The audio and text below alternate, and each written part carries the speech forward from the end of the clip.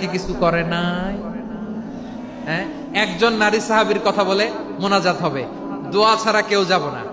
রুফাইদা আল আসলামিয়া রাদিয়াল্লাহু তাআলা আনহা, ওনার বাবার নাম সাআদ আল আসলামি।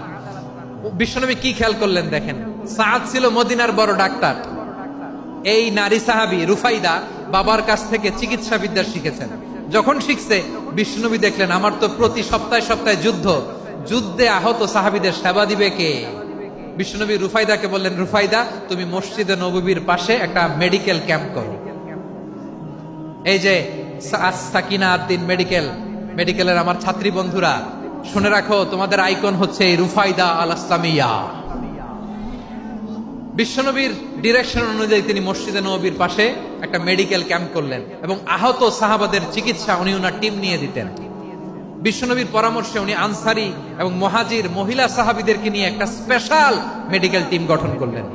খায়বার যুদ্ধে 7ম হিজরিতে যখন বিশ্বনবী যায়, উনি ওনার টিম নিয়ে আসলেন, বললেন, ইয়া রাসূলুল্লাহ, আমরা তো তলোয়ার চালাতে পারি না, আমরা তো তীর মারতে পারি না, আপনি যদি অনুমতি দেন খায়বার অভিযানে আমি আমার টিম নিয়ে মেডিকেল টিমের সেবাটা সার্ভিসটা দিতে চাই। পড়েন সুবহানাল্লাহ।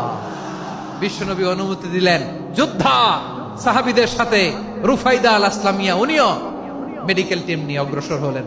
খায়বারের প্রতিটা আহত ইনজুর্ড সাহাবী যারা ইনজুরির শিকার হয়েছেন, সবাই রুফাইদা আল আসলামিয়ার এই মেডিকেল ক্যাম্প থেকে চিকিৎসা সহায়তা পেয়েছেন। সুবহানাল্লাহ পড়েন।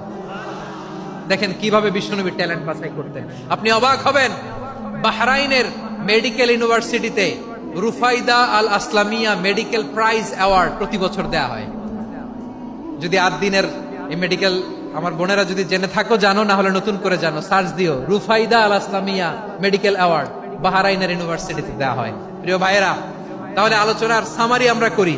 বিশ্বনবী যার যেখানে ট্যালেন্ট তাকে ওইখানে কাজে লাগাতেন। আওয়াজ করে বলেন ঠিক কিনা?